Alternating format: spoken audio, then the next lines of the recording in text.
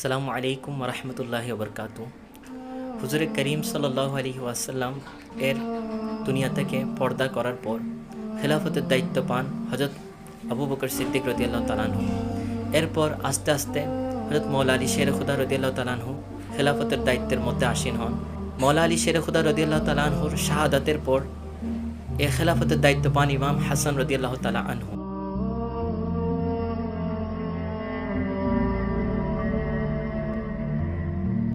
ইমাম হাসান রাদিয়াল্লাহু তাআলা আনহু দেখতে পেলেন যে মুসলমানরা দুইটি দলে বিভক্ত হয়ে গেলেন। একটি ইমাম হাসান রাদিয়াল্লাহু তাআলা আনহুর হাতে বায়াত গ্রহণ করলেন, আর অপরটি আমিরে মুয়াবিয়া রাদিয়াল্লাহু তাআলা আনহুর পক্ষ নিলেন, অর্থাৎ বনি উমাইয়ার পক্ষ নিয়ে নিলেন। অতঃপর কিছুদিন ইমাম হাসান রাদিয়াল্লাহু তাআলা আনহু খেলাফতের দায়িত্ব পালন করার পর হযরত আমিরে মুয়াবিয়া রাদিয়াল্লাহু তাআলা আনহু এবং ইমাম হাসান রাদিয়াল্লাহু তাআলা আনহুর মধ্যে একটি সমঝোতা হয়। ইমাম হাসান রাদিয়াল্লাহু তাআলা আনহু আমিরে মুয়াবিয়া রাদিয়াল্লাহু তাআলা আনহুকে তিনটি শর্তের ভিত্তিতে খেলাফত হস্তান্তর করেন। হযরত হাসান রাদিয়াল্লাহু তাআলা আনহু বলেন, আপনাকে তিনটি বিষয় মানতে হবে, তিনটি শর্ত মানতে হবে, অতঃপর আমি আপনাকে খেলাফত দিয়ে দিব। তখন আমির মুয়াবিয়া রাদিয়াল্লাহু তাআলা আনহু সে সমস্ত শর্তগুলো মেনে নিলেন। সে সমস্ত শর্তগুলোর মধ্যে ছিল যে হযরত আমির মুয়াবিয়া রাদিয়াল্লাহু তাআলা আনহুর খেলাফতের দায়িত্ব শেষ হওয়ার পর খেলাফত পুনরায় ইমাম হাসান রাদিয়াল্লাহু তাআলা আনহুর কাছে আসবে। দ্বিতীয় নম্বর শর্ত ছিল যে ইরাকবাসী, মদিনা এবং হেজাজবাসীদের থেকে আমিরুল মুমিনিন আলী রাদিয়াল্লাহু তাআলা আনহুর খেলাফতকালীন বিষয় প্রসঙ্গে কোনো জিজ্ঞাসাবাদ কিংবা অনুসন্ধান করা যাবে না। এবং তৃতীয় নম্বর শর্ত ছিল যে ইমাম হাসানের দফতরের কাজগুলো আমির মুয়াবিয়া রাদিয়াল্লাহু তাআলা আনহু করবেন। এই সমস্ত শর্ত হযরত আমির মুয়াবিয়া রাদিয়াল্লাহু তাআলা আনহু মেনে নিলেন এবং হযরত আমির মুয়াবিয়া এবং ইমাম হাসান রাদিয়াল্লাহু তাআলা আনহুর মধ্যে একটা সন্ধি হয়ে গেল। এটা ওই ঐতিহাসিক সন্ধি ছিল যার সম্পর্কে রাসূল করিম সাল্লাল্লাহু আলাইহি ওয়াসাল্লাম ভবিষ্যৎবাণী করেছিলেন। হুজুর করিম সাল্লাল্লাহু আলাইহি ওয়াসাল্লাম ইরশাদ করেছিলেন যে আমার এই হাসান মুসলমানদের দুইটি দলের মাঝে সন্ধি করাবেন, আর এই সন্ধির মাধ্যমে রাসূল করিম সাল্লাল্লাহু আলাইহি ওয়াসাল্লামের এই ভবিষ্যৎবাণী প্রতিফলন ঘটেছিল। অতঃপর ইমাম হাসান রাদিয়াল্লাহু তাআলা আনহুর যারা সঙ্গী সাথী ছিল তারা ভিন্ন ভিন্নভাবে প্রশংসা করলেও পরোক্ষভাবে তারা এই সন্ধির ব্যাপারে অখুশি হয়েছিল। কিন্তু ইমাম হাসান রাদিয়াল্লাহু তাআলা আনহু তাদেরকে বোঝাতে চেষ্টা করলেন যে শোনো, আমি যদি আজকে এই সমঝোতা না করতাম তাহলে এর কারণে তোমাদের মাঝে রক্তপাত হতো। মূলত ইমাম হাসান রাদিয়াল্লাহু তাআলা আনহু মুসলমানদেরকে একটি অনেক বড় রক্তপাত থেকে বাঁচিয়েছিলেন। অতঃপর ইমাম হাসান রাদিয়াল্লাহু তাআলা আনহু কুফা থেকে মদিনার মধ্যে চলে আসলেন এবং সেখানে বসবাস করতে লাগলেন। অন্যদিকে হযরত আমিরে মুয়াবিয়া রাদিয়াল্লাহু তাআলা আনহু ইমাম হাসান রাদিয়াল্লাহু তাআলা আনহুর নিকট প্রাপ্য ভাতা পাঠাতে কিছুটা দেরি করল। এই কারণে হযরত ইমাম হাসান রাদিয়াল্লাহু তাআলা আনহু কিছুটা দরিদ্রতার সম্মুখীন হলেন। অতঃপর তিনি একটি অভিযোগপত্র লেখার জন্য কিছু কালি কলম আনলেন, কিন্তু কি যেন ভেবে আর অভিযোগপত্রটা আমির মুয়াবিয়া রাদিয়াল্লাহু তাআলা আনহুর নিকট পাঠালেন না। অতঃপর সেদিন রাতে যখন ঘুমালেন তখন রাসূল করিম সাল্লাল্লাহু আলাইহি ওয়াসাল্লামকে স্বপ্নে দেখলেন।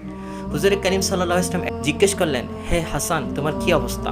তখন ইমাম হাসান রাদিয়াল্লাহু তাআলা আনহু বললেন, ইয়া রাসূলুল্লাহ, আমার অবস্থা আলহামদুলিল্লাহ ভালো, কিন্তু আমির মুয়াবিয়া রাদিয়াল্লাহু তাআলা আনহু আমার নিকট এখনও আমার প্রাপ্য ভাতা পাঠায়নি। তখন হুজুর করিম সাল্লাল্লাহু আলাইহি ওয়াসাল্লাম ইরশাদ করলেন, তুমি কি এমন একজন মাখলুকের নিকট চিঠি লিখছো যে তোমারই মতো একজন মানুষ? তখন ইমাম হাসান রাদিয়াল্লাহু তাআলা আনহু বললেন, ইয়া রাসূলুল্লাহ, আমি অপারগ ছিলাম। তখন হুজুর করিম সাল্লাল্লাহু আলাইহি ওয়াসাল্লাম ইমাম হাসান রাদিয়াল্লাহু তাআলা আনহুকে একটা দোয়া শিখিয়ে দিলেন। হযরত ইমাম হাসান রাদিয়াল্লাহু তাআলা আনহু বললেন, আমি এই দোয়াটি পাঠানতে এক সপ্তাহ হয়নি যে হযরত আমিরে মুয়াবিয়া রাদিয়াল্লাহু তাআলা আনহু আমার নিকট 1,50,000 তোহফা পাঠিয়ে দিলেন। অতঃপর ইমাম হাসান রাদিয়াল্লাহু তাআলা আনহু এই সমস্ত তোহফা পেয়ে আল্লাহর হামদ ও সানা করলেন এবং সেদিন রাতে যখন ঘুমালেন তখন আবারও রাসূল করিম সাল্লাল্লাহু আলাইহি ওয়াসাল্লামকে স্বপ্নে দেখলেন। হুজুর করিম সাল্লাল্লাহু আলাইহি ওয়াসাল্লাম আবারও জিজ্ঞেস করলেন, তোমার কি অবস্থা? তখন ইমাম হাসান রাদিয়াল্লাহু তাআলা আনহু সমস্ত ঘটনা খুলে বললেন। হয়তো ইমাম হাসান রাদিয়াল্লাহু তাআলা আনহুকে রাসূল করিম সাল্লাল্লাহু আলাইহি ওয়াসাল্লাম বললেন, যে ব্যক্তি দুনিয়ার কোনো মানুষের কাছে না চেয়ে আল্লাহর কাছে আশা করে, এভাবেই তার আশা পূর্ণ হয়। হযরত ইবনে সাদ রাদিয়াল্লাহু তাআলা আনহু হযরত ইমরান ইবনে আব্দুল্লাহ ইবনে তালহা রাদিয়াল্লাহু তাআলা আনহু থেকে বর্ণনা করেন যে একদিন একজন ব্যক্তি হযরত ইমাম হাসান রাদিয়াল্লাহু তাআলা আনহুকে স্বপ্নে দেখলেন যে ইমাম হাসান রাদিয়াল্লাহু তাআলা আনহু দুই চোখের মধ্যখানে কপালে কুল হুয়াল্লাহু আহাদ লিখা। তখন ওই ব্যক্তি ইমাম হাসান রাদিয়াল্লাহু তাআলা আনহু সহ ওনার পরিবারের লোকদের জানালেন। তো ইমাম হাসান রাদিয়াল্লাহু তাআলা আনহুর আত্মীয় স্বজনরা খুব খুশি হলেন এই কথাটি শুনে। কিন্তু এই খবরটি যখন সাইদ ইবনে মুসাইয়িব রাদিয়াল্লাহু তাআলা আনহু শুনতে পেলেন, তখন বললেন, যদি সত্যি ইমাম হাসান রাদিয়াল্লাহু তাআলা আনহুকে এই অবস্থায় কেউ স্বপ্নে দেখে, তাহলে এর অর্থ হচ্ছে ইমাম হাসান রাদিয়াল্লাহু তাআলা আনহুর কাছে আর বেশি দিন নেই। অতঃপর সেই স্বপ্নের ব্যাখ্যাই সত্য হলো যে কিছুদিনের মধ্যে ইমাম হাসান রাদিয়াল্লাহু তাআলা আনহুকে বিষ প্রয়োগ করা হলো। এমনকি বিষের তীব্র যন্ত্রণায় ওনার পেটের মধ্যে নাড়ি বুড়িগুলো কেটে টুকরো টুকরো হয়ে যাচ্ছিল এবং তা বায়ুপথ দিয়ে বের হচ্ছিল রক্তের সাথে। এমন তীব্র যন্ত্রণায় তিনি 40 দিন পার করে দিয়েছিলেন। অতঃপর ছোট ভাই ইমাম হুসেন রাদিয়াল্লাহু তাআলা আনহু যখন ভাইয়ের এই অবস্থার কথা শুনলেন, তখন এসে জিজ্ঞেস করলেন, ভাইজান, আপনার এই অবস্থা কে করেছে? তখন ইমাম হাসান রাদিয়াল্লাহু তাআলা আনহু বললেন, তুমি কি তাকে হত্যা করবে? তখন ইমাম হুসাইন রাদিয়াল্লাহু তাআলা আনহু বললেন, অবশ্যই আমি তাকে হত্যা করব। তখন ইমাম হাসান রাদিয়াল্লাহু তাআলা আনহু বললেন, হে ছোট ভাই হুসাইন, শোনো, যার দিকে আমার সন্দেহের তীর, যদি সত্যি সে আমাকে বিষ প্রয়োগ করে থাকে, তাহলে আল্লাহ উত্তম বিচারকারী। আর যদি সে আমাকে বিষ প্রয়োগ না করে, তাহলে আমি চাই না আমার কারণে কোনো নির্দোষ মানুষ কষ্টের সম্মুখীন হবে। অতঃপর ইমাম হাসান রাদিয়াল্লাহু তাআলা আনহু এই কঠিন মুহূর্তেও আদালত এবং ইনসাফের একটি অনন্ত দৃষ্টান্ত স্থাপন করলেন এর মাধ্যমে। অতঃপর ইমাম হাসান রাদিয়াল্লাহু তাআলা আনহু এই তীব্র যন্ত্রণার মধ্যেও যখন শাহাদাতের আলিঙ্গন ক্ষণ নিকটবর্তী হয়ে এসেছে, তখনও ইনসাফ এবং আদালতের একটা অনন্ত দৃষ্টান্ত স্থাপন করে গেলেন। অতঃপর ইমাম হুসাইন রাদিয়াল্লাহু তাআলা আনহুকে বললেন, হে হুসাইন, শোনো, এর পূর্বেও আমাকে অনেকবার বিষ দেওয়া হয়েছে, কিন্তু এবারের বিষগুলো যন্ত্রণা অনেক তীব্র। এবং ইমাম হুসাইন রাদিয়াল্লাহু তাআলা আনহু কিছুদিন পর দেখতে পেলেন ইমাম হাসান রাদিয়াল্লাহু তাআলা আনহুর চেহারা অবয়ব পরিবর্তন হয়ে যাচ্ছে, তার চেহারার মধ্যে বিষণ্ণতার চাপ।